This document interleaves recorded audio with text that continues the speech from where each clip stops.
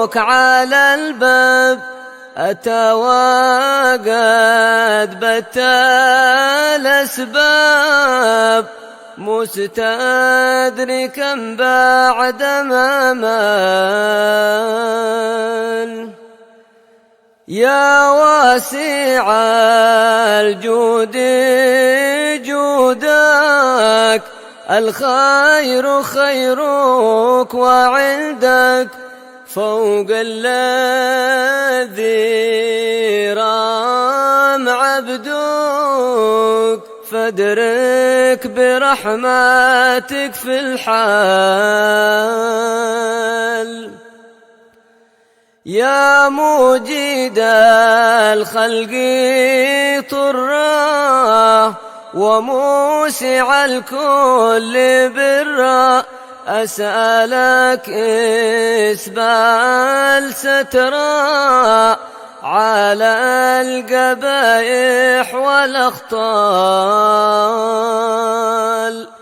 يا من يرى سر قلبي حسب اطلاعك حسبي فامحو بعفوك ذنبي واصلح قصودي والأعمال. ربي عليك اعتمادي كما إليك استنادي صدقا وأقصى مرادي رضاؤك الدائم الحال. يا ربي يا ربي إني أسألك العفو عني ولم يخف فيك ظني يا مالك الملك يا وال. أشكو إليك وأبكي من شوم ظلمي وإفكي. يا ربي يا عالم الحال إليك وجهت الأمل فمن علينا بالإقبال وكن لنا واصلح البال. يا ربي يا رب الأرباب عبدك فقيرك على الباب أتى وقد بت الأسباب مستدركا بعد ما مال. يا واسع الجود جودك الخير خيرك وعندك فوق الذي رام عبدك فادرك برحمتك في الحال. يا موجد الخلق طرا وموسع الكل برا أسألك إسبال سترا على القبائح والأخطال. يا من يرى سر قلبي حسب اطلاعك حسبي فامحو بعفوك ذنبي واصلح قصودي والأعمال. ربي عليك اعتمادي كما إليك استنادي صدقا وأقصى مرادي رضاؤك الدائم الحال. يا ربي يا ربي إني أسألك العفو عني ولم يخف فيك ظني يا مالك الملك يا وال. أشكو إليك وأبكي من شوم ظلمي وإفكي. يا ربي يا عالم الحال إليك وجهت الأمل فمن علينا بالإقبال وكن لنا واصلح البال. يا ربي يا رب الأرباب عبدك فقيرك على الباب أتى وقد بت الأسباب مستدركا بعد ما مال. يا واسع الجود جودك الخير خيرك وعندك فوق الذي رام عبدك فادرك برحمتك في الحال. يا موجد الخلق طرا وموسع الكل برا أسألك إسبال سترا على القبائح والأخطال. يا من يرى سر قلبي حسب اطلاعك حسبي فامحو بعفوك ذنبي واصلح قصودي والأعمال. ربي عليك اعتمادي كما إليك استنادي صدقا وأقصى مرادي رضاؤك الدائم الحال. يا ربي يا ربي إني أسألك العفو عني ولم يخف فيك ظني يا مالك الملك يا وال. أشكو إليك وأبكي من شوم ظلمي وإفكي. يا ربي يا عالم الحال إليك وجهت الأمل فمن علينا بالإقبال وكن لنا واصلح البال. يا ربي يا رب الأرباب عبدك فقيرك على الباب أتى وقد بت الأسباب مستدركا بعد ما مال. يا واسع الجود جودك، الخير خيرك وعندك فوق الذي رام عبدك، فادرك برحمتك في الحال. يا مجيد الخلق طرا وموسع الكل برا.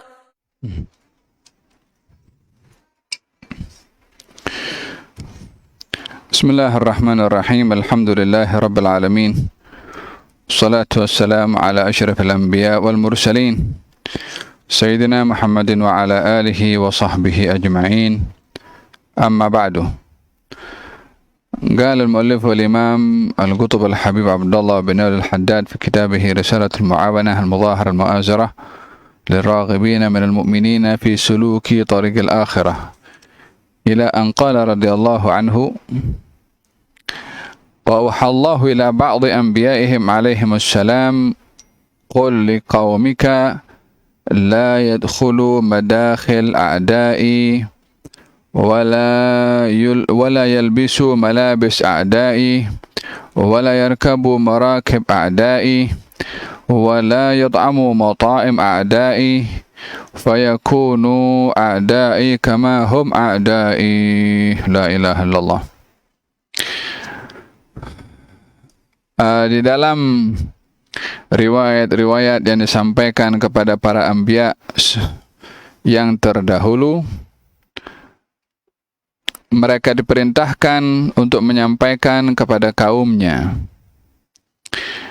katakan kepada kaummu, janganlah kamu masuk melalui cara masuknya musuh-musuh aku, dan janganlah berpakaian seperti pakaian musuh-musuh aku. yakni aku di sini Allah maksudnya. Janganlah menaiki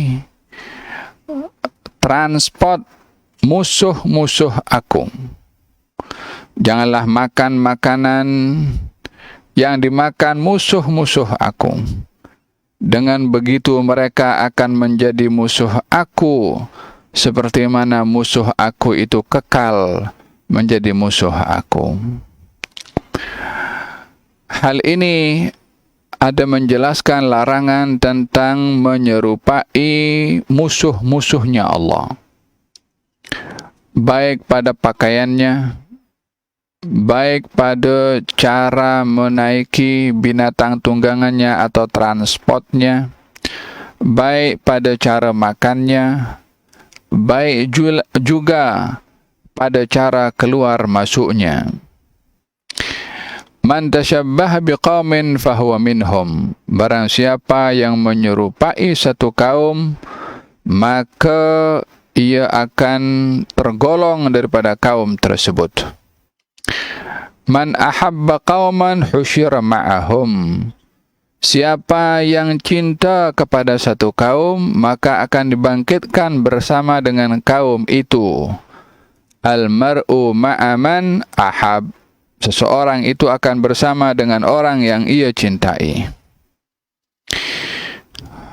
Dalam hadis Nabi Muhammad sallallahu alaihi wa alihi wasallam, beliau bersabda, "Latattabi'anna sanana man qablakum shibran bi shibrin wa dhira'an bi dhira'in hatta law dakhala ahaduhum juhra dhabbin la dakhaltumuh."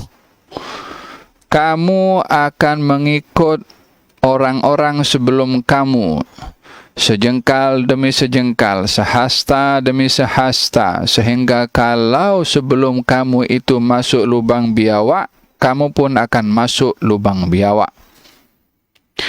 Lalu ditanya oleh sahabat, siapakah mereka itu yang diikuti wahai Rasulullah? Nabi menjawab, sahabat mengatakan, adakah itu Yahudi dan Nasrani?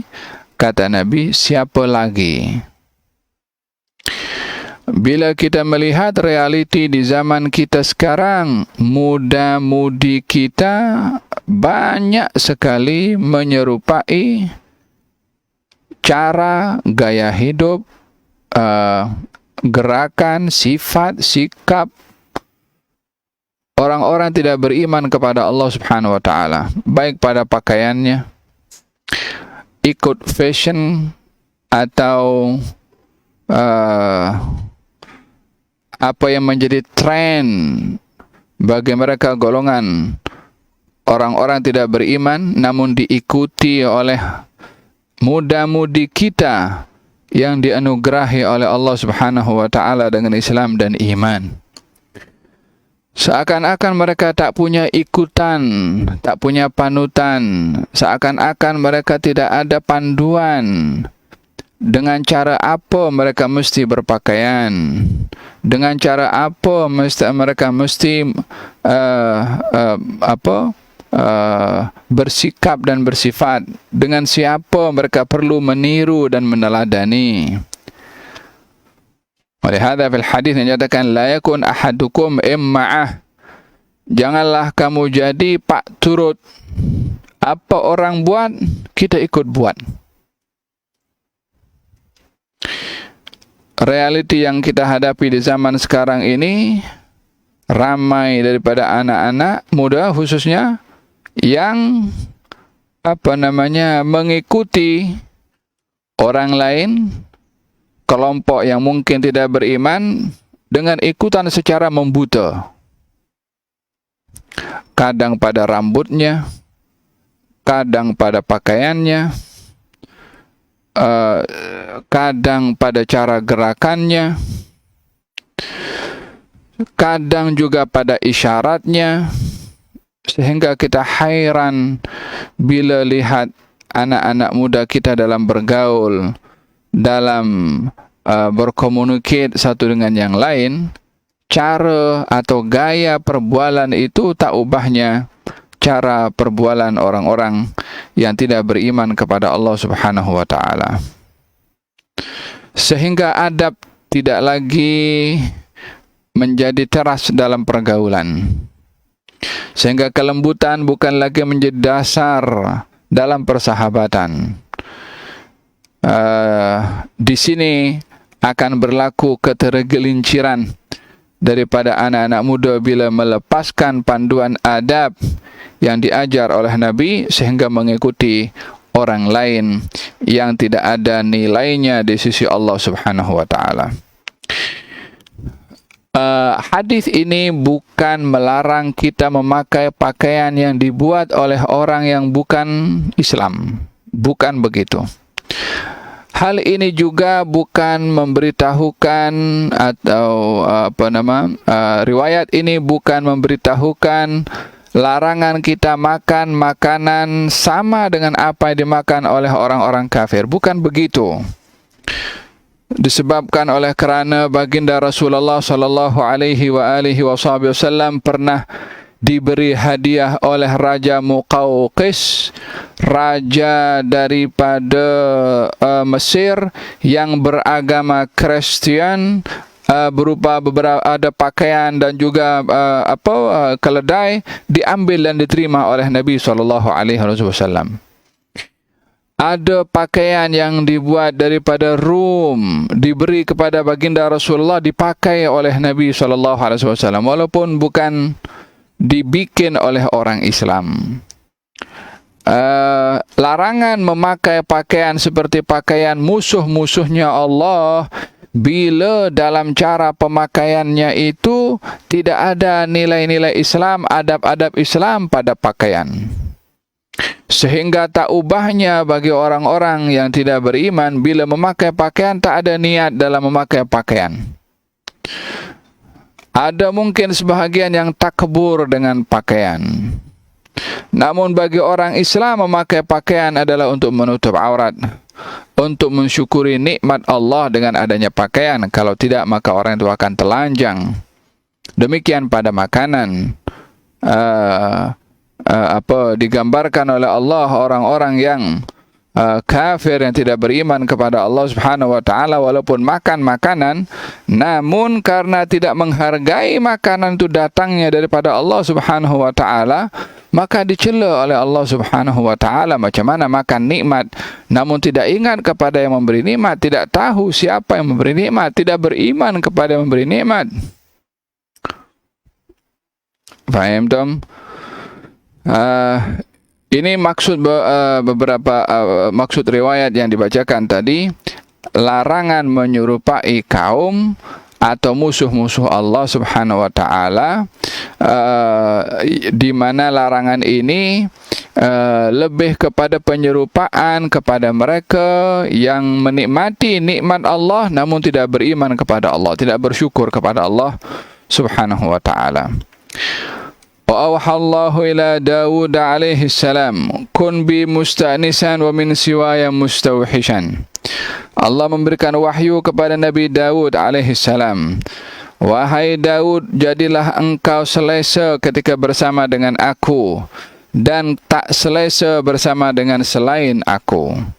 Ya Dawud, qul lis-sadiqina min ibadi, wahai Dawud, katakan kepada orang-orang yang mulia, yang jujur daripada hamba-hambaku, bi falyafrahu, dengan aku hendaklah mereka bergembira, wa bidzikri falyatana'amu, dengan mengingati aku hendaklah mereka menikmati, yakni ingat Allah pada nikmat, bergembira dengan sesuatu yang ada hubung kait dengan Allah Subhanahu wa taala.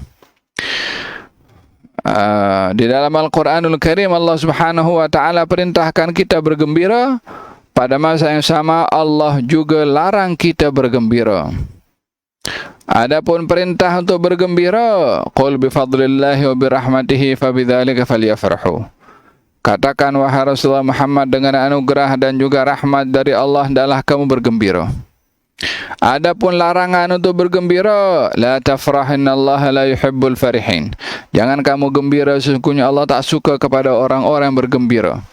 Jadi dalam hal ini, pada perintah gembira, bila kegembiraan itu disebabkan oleh kerana perkara yang baik, motifnya hal yang baik, bergembira karena berbuat taat, bergembira dapat melaksanakan haji, bergembira karena dapat bersedekah, bergembira karena dapat tolong orang, bergembira mendapatkan nikmat dari Allah untuk bersyukur kepadanya, itu kita diperintahkan bergembira.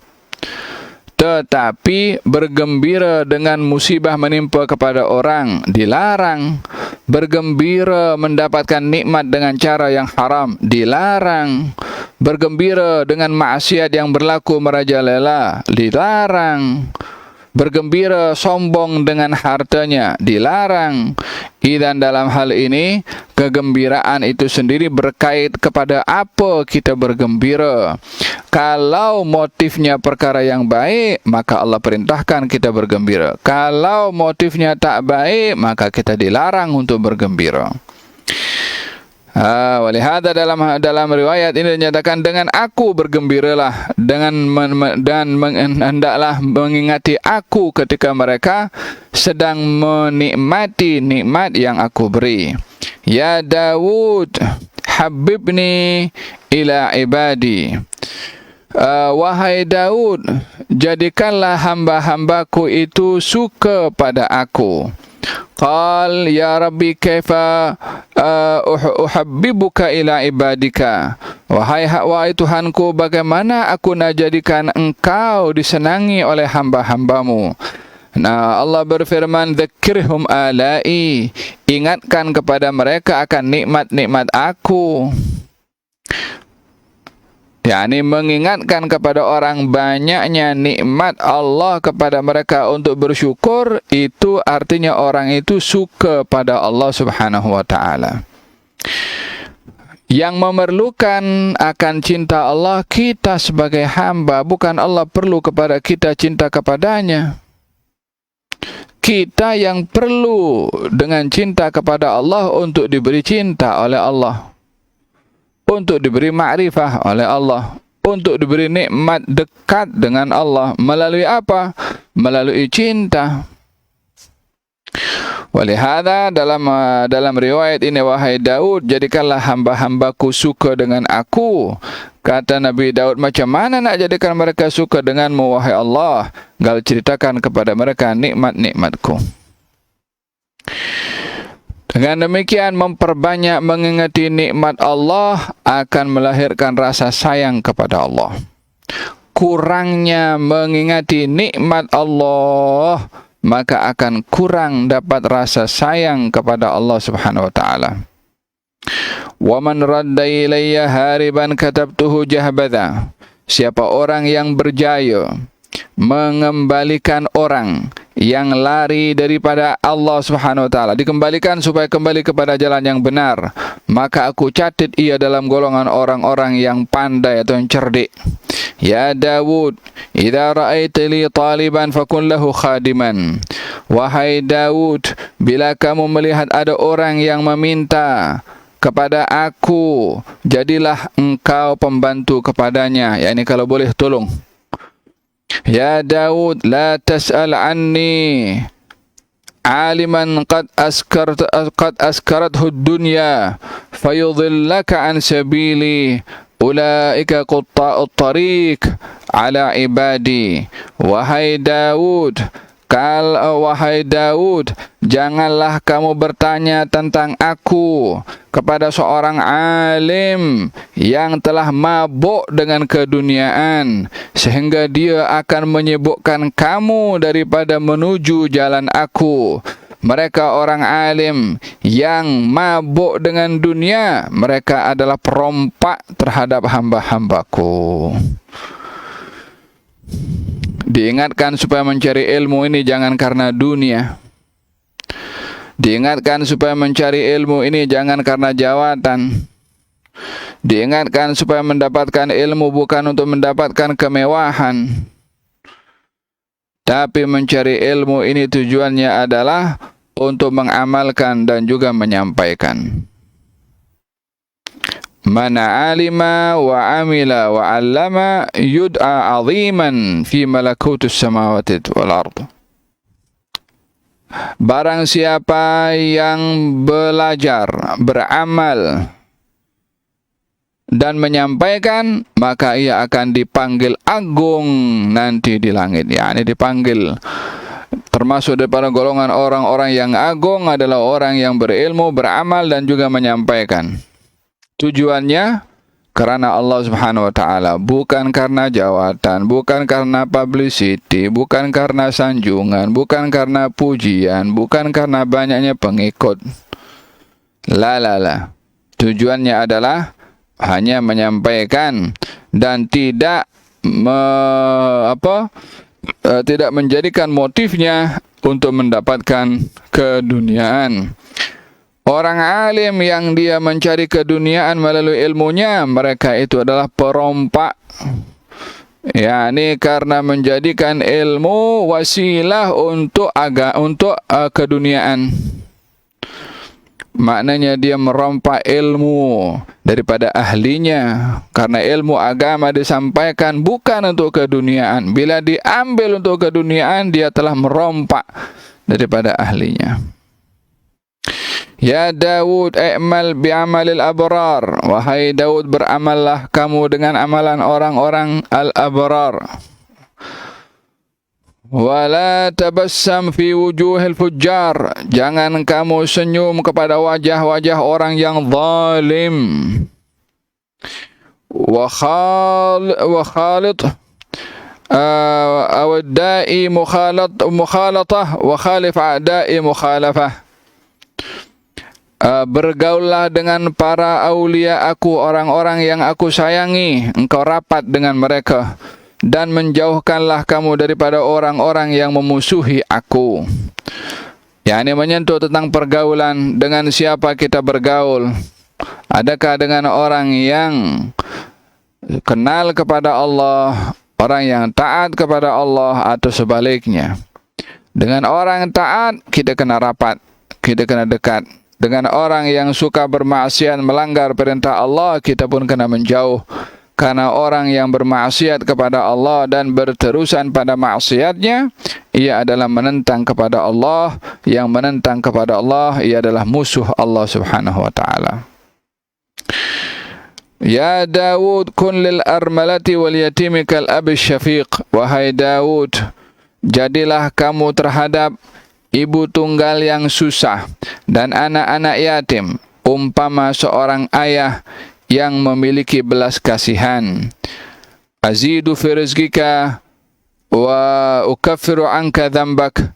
Kalau kamu membantu kepada mereka, maka aku akan tambahkan untuk kamu rezeki dan aku ampunkan dosa-dosa kamu. Dengan apa?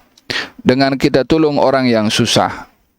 Baik daripada kalangan ibu tunggal yang tak mampu, yang susah,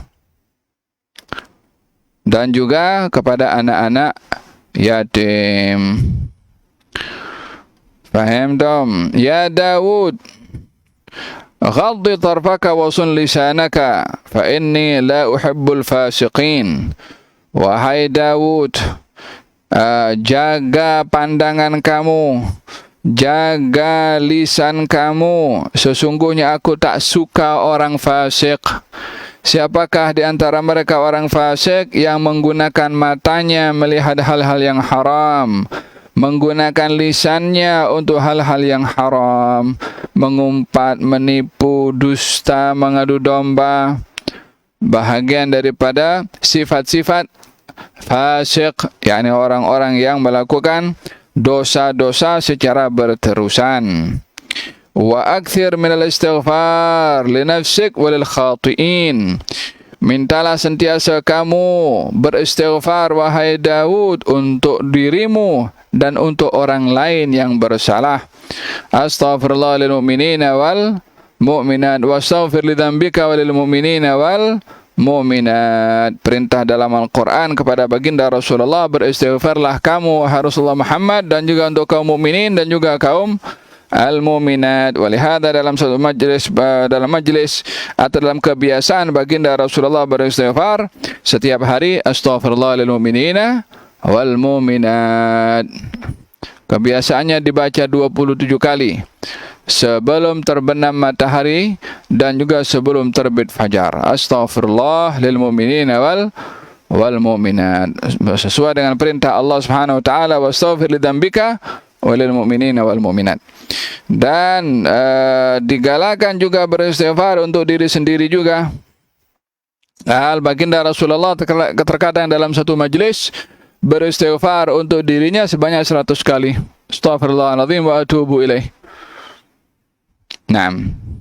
Tuba liman wajada fi sahifatihi istighfaran katsira. Akan bertuah orang yang menerima kitabnya nanti dan didapati di dalamnya catatan amal ibadah istighfar yang banyak.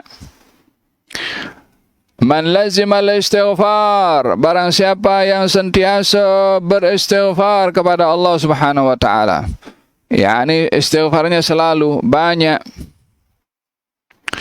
maka yaj'al lahu min amrihi makhrajan, akan dijadikan jalan keluar kata segala permasalahannya, dan akan dicukupkan daripada segala kesusahannya, dan akan diberi rezeki daripada sumber yang ia tidak mengetahui. Amal ibadah istighfar akan menjadi sebab jalan keluar kepada segala permasalahan, dicukupkan daripada segala kesusahan, dan diberikan rezeki oleh Allah Subhanahu wa taala daripada sumber yang ia tidak menyadarinya. Ini faidatul istighfar. Wa auhallahu ta'ala ila ba'dhi anbiya'ihim alaihimussalam, udhkurni idza ghadibta adhkuraka idza ghadibtu. Di antara wahyu Allah kepada para anbiya, semoga Allah memberikan salam kepada mereka, katanya, ingatlah aku saat kamu marah, aku akan ingat kamu ketika aku marah. Fala amhaquka fi man amhaq, maka aku tidak hancurkan kamu bersama dengan orang-orang yang aku hancurkan. Siapa? Orang yang dia ketika marah ingat Allah. Macam mana ketika marah ingat Allah? yakni mengawal marahnya, mengkontrol marahnya, tidak meluahkan marahnya, tidak mengambil sikap kasar ketika marah, tidak beremosi. Faham dong? Sehingga ketika marah dia menahan daripada memaki. Ketika marah dia menahan daripada memukul. Ketika marah dia menahan untuk sepak orang. Ketika marah dia tak ambil benda tajam untuk melukai orang. yakni ditahan marahnya.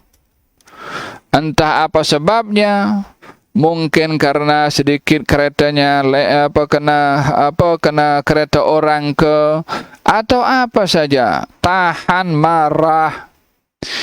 Orang yang dia mengingati Allah ketika marah, Allah akan tahan murkanya kepadanya atau tahan hukumannya kepadanya ketika Allah marah kepadanya.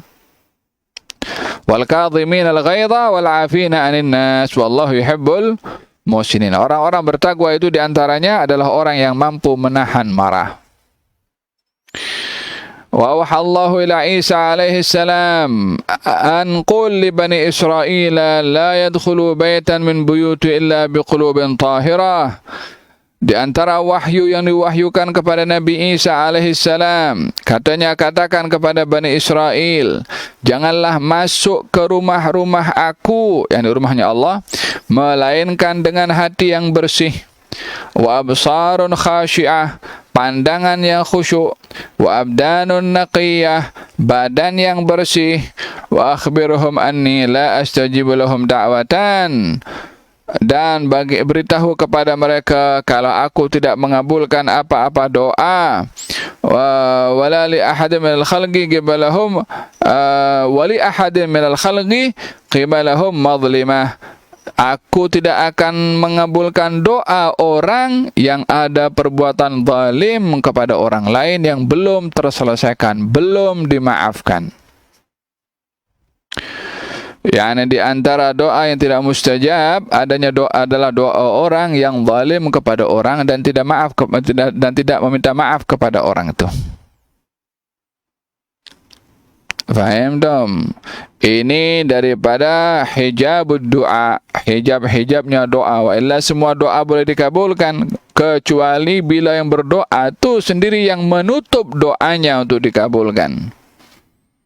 Seperti apa? Seperti kalau dia zalim kepada orang lain dan tidak meminta maaf. Wa awha ilaihi aidan ya ibn Maryam, aid nafsaka fa in ta'adat fa'id an-nas wa illa fastahi minni, ya Allah. Dan di antara wahyu yang diwahyukan oleh Allah Subhanahu wa taala kepada Nabi Isa, katanya, wahai putra Maryam, nasihatilah dirimu. Kalau dirimu menerima nasihat, barulah kamu nasihati orang lain. Kalau dirimu tak mahu terima nasihat, hendaklah kamu malu pada aku untuk menasihati orang lain.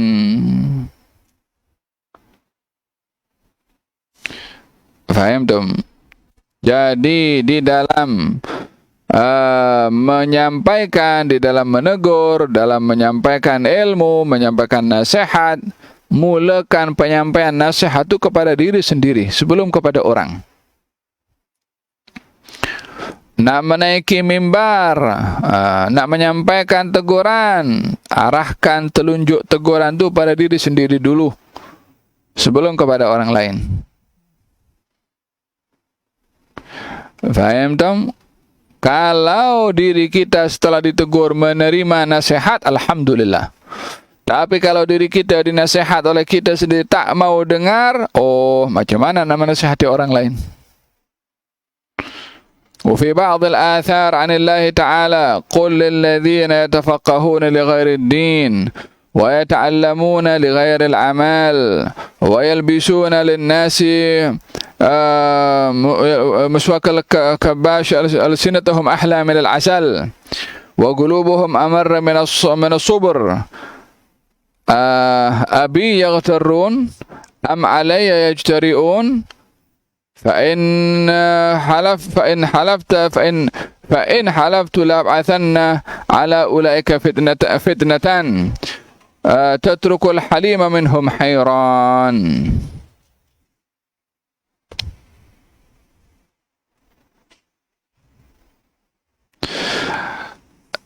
Di dalam sebahagian athar dinyatakan, katakan kepada mereka orang-orang yang belajar bukan untuk agama, belajar bukan untuk beramal.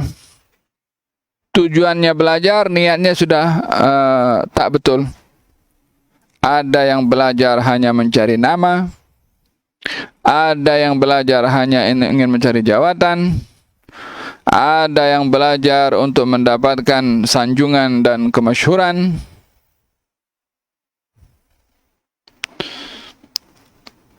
Memakaikan kepada manusia pakaian, yakni pakaiannya macam pakaian cantik, macam dipakaikan pakaian kambing namun hatinya serigala.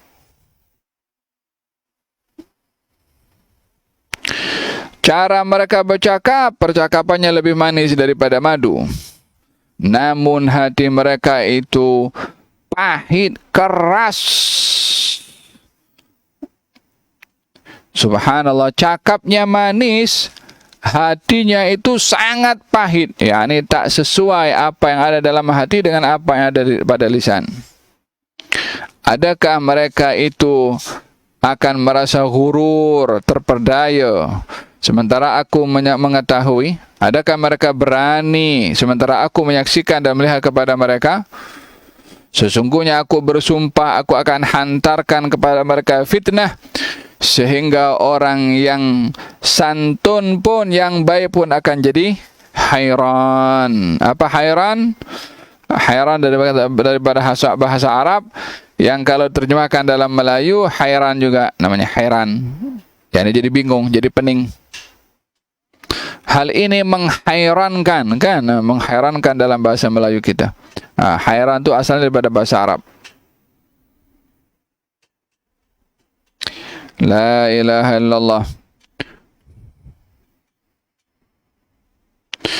Wa auhallahu ila Musa alaihi salam, idza ra'aita al-fuqara'a fasailhum kama tusail al-aghniya, fa in lam taf'al fadha' kull shay'in 'allamtuka tahta turab. Yang ini insyaallah akan dibahaskan pada pertemuan yang akan datang insyaallah. Kalau Allah berfirman kepada Nabi Musa, kalau kamu melihat orang-orang miskin, maka tanyalah kepada mereka seperti mana kamu tanya kepada orang-orang kaya.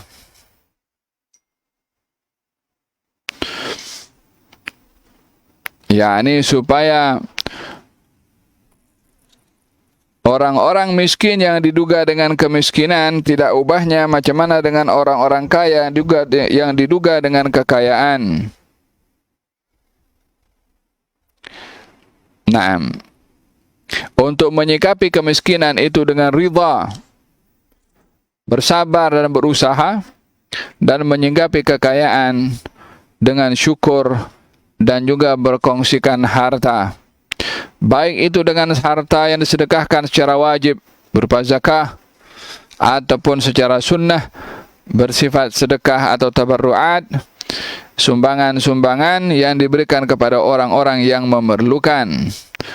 Kalau hal ini tidak dilakukan, maka letakkanlah apa yang aku ajarkan ini di bawah tanah. Maknanya tak ada makna kepada mereka yang tidak mengetahui tanggung jawabnya walaupun berstatus dengan miskin atau kaya. Wa auhallahu ila Daud alaihi salam. Yang ini kita akan bahaskan pada kelas yang akan datang insyaallah. Ada beberapa riwayat-riwayat yang mengingatkan kepada kita bagaimana bermuamalah dengan Allah Subhanahu wa taala melalui muamalah kita dengan makhluknya. Baik itu dengan dunia, baik itu dengan ilmu, baik itu dengan kawan, baik itu dengan diri sendiri. Semoga Allah Subhanahu wa taala membimbing kita cara bermuamalah antara kita dengan Allah, antara kita dengan diri sendiri, dan antara kita sesama kita. Sebaik-baik hamba adalah yang menyadari kalau dirinya dimiliki oleh Tuhannya. Sebaik-baik seseorang yang menghargai dirinya untuk menerima bila ditegur. Sebaik-baik persahabatan adalah yang mendatangkan manfaat kepada sahabatnya dan tidak menyakiti atau menzalimi kepada sahabatnya, dan memilih sahabat yang baik untuk menjadi teman baginya.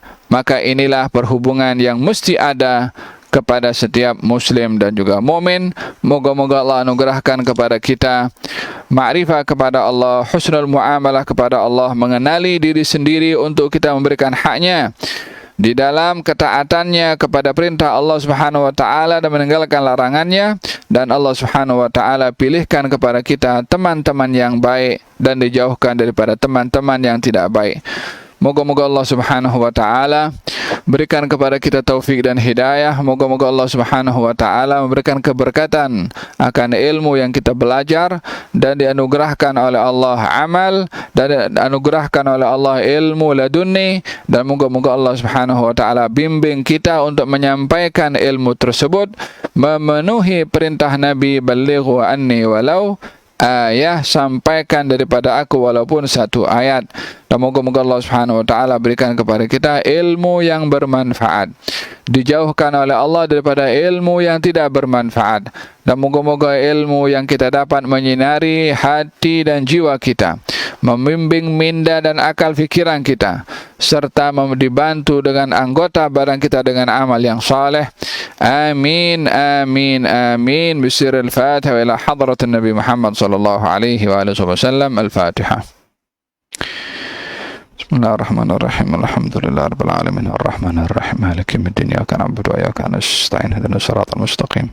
Siratal ladzina an'amta 'alaihim ghairil maghdubi 'alaihim waladdallin. Amin. Rabbana taqabbal minna innaka antas samiul 'alim wa tub 'alaina innaka antat tawwabur rahim. Da'wahum fiha subhanakallahumma wa tahum fiha salam. Wa akhir da'wahum alhamdulillahi rabbil alamin. Taqabbalallahu minkum.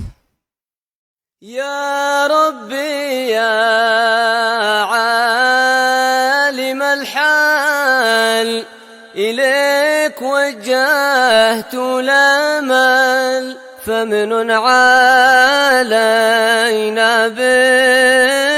بالإقبال، وكن لنا واصلح البال. يا ربي يا رب الأرباب، عبدك فقيرك على الباب، أتى وقد بت الأسباب، مستدركا بعد ما مال. يا واسع الجود جودك، الخير خيرك وعندك، فوق الذي رام عبدك، فادرك برحمتك في الحال. يا موجد الخلق طرا، وموسع الكل برا، أسألك إسبال سترا على القبائح والأخطال.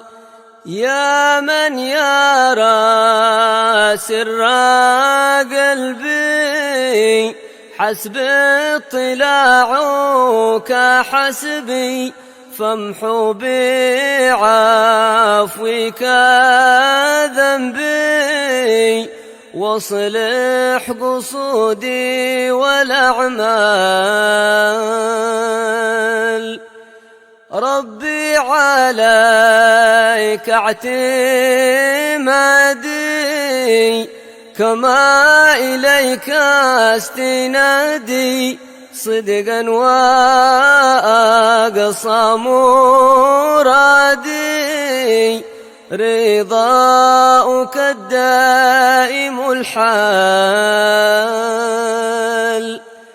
يا ربي يا ربي إني أسألك العفو عني ولم يخف فيك ظني يا مالك الملك يا وال. أشكو إليك وأبكي من شوم ظلمي وإفكي. يا ربي يا عالم الحال إليك وجهت الأمل فمن علينا بالإقبال وكن لنا واصلح البال. يا ربي يا رب الأرباب عبدك فقيرك على الباب أتى وقد بت الأسباب مستدركا بعد ما مال.